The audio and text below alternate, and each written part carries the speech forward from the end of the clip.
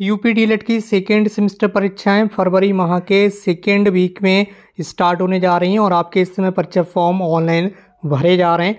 तो इसके लिए हमने यहाँ पर प्रीवियस ईयर पेपर की जो सीरीज़ है वो यहाँ पर स्टार्ट की है, जिसमें आपके सभी प्रीवियस ईयर 16 से लेकर 2023 तक के जितने भी ओल्ड क्वेश्चन पेपर हैं उन सभी क्वेश्चन पेपर को यहाँ पर सॉल्व किया जा रहा है। इससे पहले की क्लासेस ऑलरेडी चैनल पर पड़ी हुई हैं, तो प्लेलिस्ट में जाकर आप चेक कर लीजिए। जिन क्लासेस को अभी तक आपने अटेंड नहीं किया है, आपको बताइए प्रीवियस क्वेश्चन से काफ़ी ज़्यादा यहाँ पर जो क्वेश्चन है वो रिपीट होते हैं प्रत्येक एग्जाम में।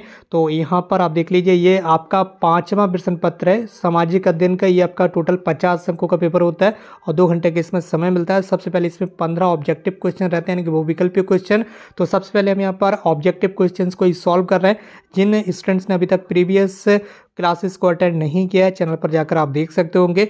सारी क्लासेस आपको जो है वो प्लेलिस्ट में मिल जाएंगी, ठीक है। इसमें सबसे पहले अभी हम यहाँ पर बहुविकल्पीय ऑब्जेक्टिव क्वेश्चंस को देख रहे हैं। इसमें सबसे पहला क्वेश्चन है आपका अजंता, ठीक है। अजंता में गुफाओं की संख्या कितनी है, ठीक है। यहाँ पर पूछा जा रहा है। ऑप्शन ए है 42, ऑप्शन बी है 20, ऑप्शन सी है 25, ऑप्शन डी है आपका 30। तो अजंता में जो गुफाओं की संख्या है वो यहाँ पर 30 है। यहाँ पर बताया गया, आप देख सकते हो कि अजंता में गुफाओं की संख्या कितनी है, 30 है। अजंता की गुफाओं की 1993 से यूनेस्को के जरिए विश्व धरोहर स्थल भी घोषित कर दिया गया। अजंता की जो गुफाएं हैं उन्हें 1993 में विश्व धरोहर स्थल भी घोषित किया जा चुका है। और अजंता की गुफाएं महाराष्ट्र राज्य में स्थित हैं, ये आपको ध्यान रखना है। और ये जो अजंता की गुफाएं ये बौद्ध धर्म से संबंधित है। ये क्वेश्चन कई बार कॉम्पिटिटिव एग्जाम्स में पूछा जाता है कि जो अजंता की गुफाएं हैं वो कहाँ पर हैं, तो ये आपको याद रखना है कहाँ पर है, महाराष्ट्र राज्य में, ठीक है।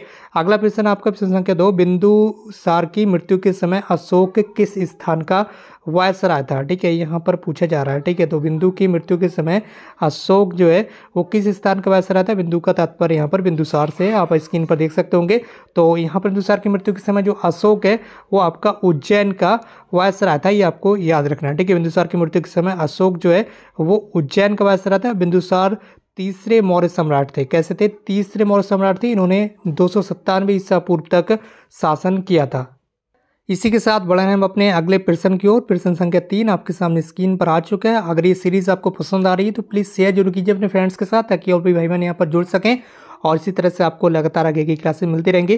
प्रश्न संख्या 3 में आपसे पूछा जा रहा है कि किस सम्राट के शासनकाल में हुणों ने प्रथम द्वारा आक्रमण किया था, ठीक है। यहाँ पर पूछा गया कि किस सम्राट के शासनकाल में हुणों ने प्रथम बार आक्रमण किया था। तो यहाँ पर 4 ऑप्शन आपके यशोवर्धन के शासनकाल में, या रामगुप्त, या कुमारगुप्त, या फिर चंद्रगुप्त द्वितीय। तो यहाँ पर बताया गया कि कुमारगुप्त सम्राट के शासनकाल में हुणों ने प्रथम बार आक्रमण किया था, ठीक है। भारत पर हुणों का पहला आक्रमण 458 ईस्वी में हुआ था, ये आपको याद रखना है। भारत पर हुणों का जो आक्रमण है वो 458 ईस्वी में हुआ था।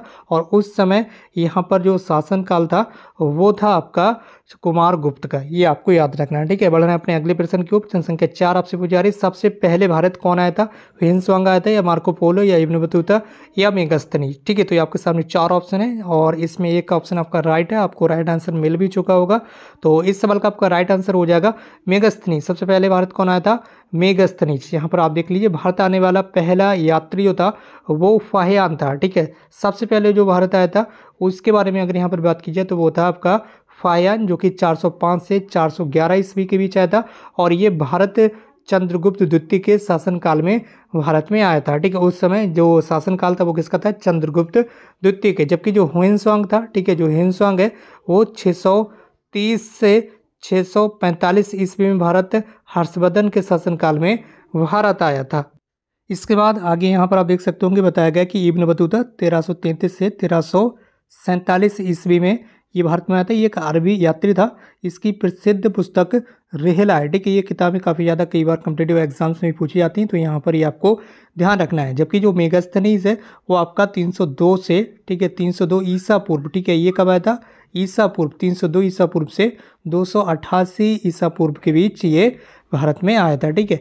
तो यहाँ पर इस सवाल का राइट आंसर आपका हो जाएगा, क्या होगा ये आपको ध्यान रखना है, मेगास्थनीज। कौन सा होगा? मेगास्थनीज, ठीक है। चलिए बढ़ रहे हैं अपने अगले प्रश्न की ओर। और प्रश्न संख्या 5 ये आपसे पूछा जा रहा है, हर्षचरित, ठीक है। कौन सी पुस्तक पूछी जा रही है? हर्षचरित के रचयिता कौन थे, ठीक है। जो हर्षचरित पुस्तक है ये काफ़ी बार कॉम्पिटिटिव एग्जाम्स में पूछी जाती है और इस सवाल का आपका राइट आंसर हो जाएगा ऑप्शन बी, बाणभट्ट। हर्षचरित के रचयिता कौन थे? बाणभट्ट, ये आपको याद रखना है। ठीक है, बढ़ना है अपने अगले प्रश्न की ओर। और अगला प्रश्न आप स्क्रीन पर लाइव देख पा रहे होंगे। और अभी जो पिछला क्वेश्चन आपने देखा प्रश्न संख्या 5, उसका आंसर आप देख लीजिए। हर्षचरित्र के रचयिता बाणभट्ट थे। हर्षचरित्र कन्नौज के शासक हर्षवर्धन की जीवनी पर आधारित है, जिसकी रचना उसके दरबारी कवि बाणभट्ट ने संस्कृत में की थी। प्रश्न संख्या 6 आपसे ये पूछा जा रहा है कि जो तराइन का प्रथम युद्ध था उसकी सन यहाँ पर बताइए कि किस डेट, किस सन में तराइन का जो प्रथम युद्ध था वो लड़ा गया था। तो तराइन का जो प्रथम युद्ध था वो 1191 ईस्वी में लड़ा गया था पृथ्वीराज चौहान और मोहम्मद गौरी के बीच, जिसमें मोहम्मद गौरी की पराजय हुई थी और पृथ्वीराज चौहान की विजय हुई थी। ये आपको याद रखना है। प्रश्न संख्या 7 है आपका अगला प्रश्न। पाल वंश की स्थापना किसने की थी, ये आपको बताना है। तो पाल वंश की जो स्थापना थी वो गोपाल ने की थी। पाल वंश की स्थापना राजा गोपाल ने की थी। राजा गोपाल ही पाल वंश के पहले सम्राट बने और पाल वंश के शासनकाल के दौरान संस्कृत, प्राकृत और पाली भाषाओं का जो प्रयोग है वो उस समय किया जाता था। यहाँ पर जितनी भी प्रश्न आप देख रहे हैं सारे के सारे ऐसे क्वेश्चन हैं जो कि कॉम्पिटिटिव एग्जाम्स में काफ़ी ज़्यादा पूछे जाते हैं, इसलिए इन क्वेश्चन को आप अभी से तैयार कर लें। डीएलएड परीक्षाओं के साथ साथ आगे भी कॉम्पिटिटिव एग्जाम्स में ये क्वेश्चन काफ़ी ज़्यादा पूछे जाते हैं। इसका अगला प्रश्न आपका प्रश्न संख्या 8, आज चालुक्य वंश के सबसे प्रतापी राजा कौन थे, आपको बताना है। तो चालुक्य वंश के जो सबसे प्रतापी राजा थे वो थे पुलकेशिन द्वितीय। ठीक है, पुलकेशिन द्वितीय ये चालुक्य वंश के सबसे प्रतापी राजा थे। चालुक्य वंश का सबसे प्रतापी राजा पुलकेशिन द्वितीय था। पुलकेशिन द्वितीय की उपलब्धियों का विवरण ऐहोल अभिलेख से प्राप्त होता है। ठीक है, ये भी आपको याद रखना है। ठीक है, ऐहोल अभिलेख यहाँ पर पूछा जाता है। उसके बाद प्रश्न संख्या 9 है, संविधान निर्मात्री सभा के अध्यक्ष कौन थे। जो संविधान निर्मात्री सभा थी जो बनाई गई थी, संविधान निर्माण के लिए एक सभा का गठन किया गया था, उस सभा के जो अध्यक्ष थे वो कौन थे आपको बताना है। तो डॉक्टर भीमराव अम्बेडकर ये संविधान निर्मात्री सभा के अध्यक्ष थे। ठीक है, ये आपको याद रखना है। यहाँ पर बताया गया कि संविधान निर्मात्री सभा के अध्यक्ष डॉक्टर भीमराव अम्बेडकर थे। संविधान सभा में 2 वर्ष 11 माह 18 दिन में कुल 165 दिन बैठक हुई थी और सच्चिदानंद सिन्हा इस सभा के प्रथम राष्ट्र सभापति भी थे। ये आपको याद रखना है। ठीक है, तो संविधान बनने में कितना समय लगा था ये कई बार पूछा जाता है आपसे। तो संविधान बनने में 2 वर्ष 11 माह 18 दिन का समय लगा था। ठीक है, इसके बाद आपका अगला प्रश्न है प्रश्न संख्या प्रश्न संख्या 10 है आपका। ठीक है, यहाँ पर प्रश्न संख्या 10 में आपसे क्या पूछा जा रहा है, यहाँ पर आप देख लेंगे।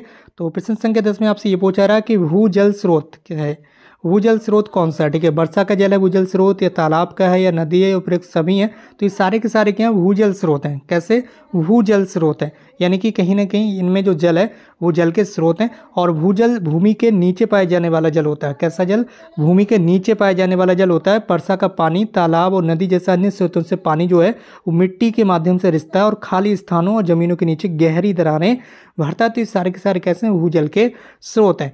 अगला प्रश्न है प्रश्न संख्या 11 और प्रश्न संख्या 11 पर आपसे ये पूछा जा रहा है कि बताइए मकर संक्रांति के समय सूर्य सीधा चमकता है। ठीक है, किस जगह पर मकर संक्रांति के समय सूर्य किस जगह पर सीधा चमकता है। तो कर्क रेखा पर चमकता है, विषुवत रेखा पर, या मकर रेखा पर, या ध्रुवों पर। तो इस सवाल का आपका राइट आंसर हो जाएगा ऑप्शन सी, मकर रेखा पर मकर संक्रांति के समय जो सूर्य है वो पूरा सीधा चमकता है। ठीक है, इससे आपको याद रखना है मकर संक्रांति और मकर संक्रांति से मकर रेखा। ठीक है, तो ये आपका राइट आंसर हो जाएगा। और बढ़ा है आप अपने अगले प्रश्न को। प्रश्न संख्या आपका आ चुका है 12। उससे पहले यहाँ पर एक्सप्लेनेशन आप देख लीजिए, ये है। ठीक है, मकर संक्रांति के समय सूर्य जो है वो मकर रेखा पर दोपहर के समय सीधा चमकता है। 22 दिसंबर को सूर्य जब मकर रेखा पर लंबवत चमकता है तो इस स्थिति को मकर संक्रांति कहा जाता है। इस रेखा पर स्थिति स्थायी नहीं होती, इसमें समय अनुसार परिवर्तन आता रहता है। प्रश्न संख्या 12 आपसे ये पूछा जा रहा है कि मानक भारत का जो मानक समय स्टैंडर्ड टाइम जोन, ठीक है, वो यहाँ पर निर्धारित किया जाता है कहाँ से। ठीक है, तो इस सवाल का आपका राइट आंसर हो जाएगा 82.5 डिग्री पूर्वी देशांतर से। भारत का जो मानक समय है, ठीक है, इंडियन स्टैंडर्ड टाइम जोन जो है वो 82.5 डिग्री पूर्वी देशांतर से निर्धारित किया जाता है। और यहाँ पर देख लीजिए 82.5 डिग्री पूर्वी देशांतर से भारत का जो मानक समय निर्धारित किया जाता है। भारतीय मानक समय इंडियन स्टैंडर्ड टाइम की जो गणना है उत्तर प्रदेश के इलाहाबाद नैनी से की गई है, ये भी आपको याद रखना है। ठीक है, अगला प्रश्न प्रश्न संख्या 13 आपसे ये पूछा जा रहा है कौन सा जो मूल अधिकार है वो नागरिकों को प्राप्त नहीं है। कौन सा मूल अधिकार जो है वो नागरिकों को प्राप्त नहीं है। एक चीज़ और यहाँ पर बता दें, पहले ये क्या था, ये मूल अधिकार पहले नागरिकों को प्राप्त था। ठीक है, पहले ये नागरिकों को प्राप्त था, लेकिन संविधान संशोधन के द्वारा इसे मूल अधिकार की कैटेगरी से निकाल दिया गया। तो इस सवाल का आपका राइट आंसर हो जाएगा, वो होगा आपका संपत्ति का अधिकार अब एक मूल अधिकार नहीं है। ठीक है, ये आपको याद रखना, पहले ये मूल अधिकार था लेकिन अब संपत्ति का जो अधिकार है वो मूल अधिकार नहीं है। बाकी स्वतंत्रता का अधिकार, धार्मिक स्वतंत्रता का अधिकार, इसके अलावा शोषण के विरुद्ध अधिकार, ये सारे के सारे इस समय भी भारतीयों को मूल अधिकार मिले हुए हैं। तो संपत्ति का मूल अधिकार के रूप में नागरिकों को प्राप्त नहीं है, ये आपको ध्यान रखना। संपत्ति का जो अधिकार है वो कोई मूल अधिकार नहीं है और अभी एक कानूनी अधिकार बनकर रह गया है जो अनुच्छेद 301 के अंतर्गत आता है। संपत्ति के अधिकार को 44वें संविधान संशोधन के द्वारा यहाँ पर 1978 में, ठीक है, कब, अधिनियम 1978 के द्वारा बहुत मौलिक अधिकार की सूची से हटा दिया गया और अभी ये केवल एक यहाँ पर कानूनी अधिकार बनकर रह गया। प्रश्न संख्या अगला 14 नंबर के प्रश्न में आपसे ये पूछा रहा है कि बताइए ये तो तत्व होते नीति निर्देशक तत्व डीपीएसपी बोलते हैं जिससे शॉर्ट में, न्यायालयों के लिए उपयोगी प्रकाश स्तंभ है। ये कथन किसका है? नीति निर्देशक तत्व जो है वो न्यायालयों के लिए उपयोगी प्रकाश स्तंभ है, ये किसने कहा? ये किसने कहा? आपके सामने 4 ऑप्शन है, MC सीतलवाड़ ने, या डॉक्टर राजेंद्र प्रसाद ने, या प्रोफेसर KT शाह ने, या फिर जवाहरलाल नेहरू ने। तो इस सवाल का आपका राइट आंसर हो जाएगा, ठीक है, कौन सा? ऑप्शन ए, MC सीतलवाड़ ने कहा है कि जो यहाँ पर आपके नीति निर्देशक तत्व हैं जो कि संविधान में दिए हुए हैं, ठीक है, वो यहाँ पर न्यायालयों के लिए, ठीक है, किन के लिए? जो कोर्ट्स वगैरह होते हैं उनके लिए क्या है? एक प्रकाश स्तंभ है। नीति निर्देशक तत्व न्यायालय के लिए उपयोगी प्रकाश स्तंभ है। किसी भी स्वतंत्र राष्ट्र के निर्माण में मौलिक अधिकार तथा नीति निर्देश महत्वपूर्ण भूमिका निभाते हैं। राज्य के नीति निर्देशक तत्व जनतांत्रिक संवैधानिक विकास का नवीनतम तत्व है। और इस क्लास का अंतिम, ठीक है, अंतिम प्रश्न आपके सामने स्क्रीन पर आ चुका है। प्रश्न संख्या 15 है, शेक्सपियर किस देश के नागरिक थे? ठीक है, जो शेक्सपियर थे वो किस देश के नागरिक थे ये आपसे पूछा जा रहा है, ठीक है। तो विलियम शेक्सपियर के बारे में आपने पढ़ा ही होगा, काफ़ी पढ़ा होगा। तो विलियम शेक्सपियर किस देश के नागरिक थे? ये थे आपके इंग्लैंड के। किस देश के? इंग्लैंड के। विलियम शेक्सपियर इंग्लैंड देश के नागरिक थे जो इंग्लिश भाषा के महत्वपूर्ण और प्रसिद्ध लेखकों में से एक थे, ठीक है। और इन्हें इंग्लैंड का राष्ट्रीय कवि और वर्ड ऑफ हेवन भी कहा जाता है। ये आपको ध्यान रखना, वर्ड ऑफ हेवन किसे कहा जाता है? शेक्सपियर को, जो कि इंग्लैंड देश के निवासी थे। तो दोस्तों ये क्लास आपको कैसी लगी कमेंट बॉक्स में जरूर टाइप कीजिएगा। इसी तरह की जो ओल्ड क्वेश्चन पेपर की सीरीज है, यानी कि जो प्रीवियस ईयर क्वेश्चन पेपर की ये जो सीरीज़ है ये लगातार आपको कंटिन्यू इसी तरह से मिलती रहेगी और आप लगातार हमारे साथ बने रहेगा। जैसे ही आपके ऑब्जेक्टिव क्वेश्चन समाप्त हो जाएंगे उसके बाद आपके जो very short answer type series है वो भी स्टार्ट हो जाएगी। तो आप चैनल को सब्सक्राइब करके हमसे जुड़ जाइए। बाकी इससे पहले की जो क्लासेस हैं ऑलरेडी आपको इसी चैनल पर मिल जाएंगी, आप प्ले लिस्ट में जाकर देख लीजिए। Previous year DLED UP DLED previous year play list को चेक कीजिए, उसमें सारी क्लासेस उपलब्ध हैं। बाकी दोस्तों आज की इस वीडियो में बस इतना ही। हमसे जुड़ने के लिए आपका बहुत बहुत धन्यवाद। Thank you so much for connecting.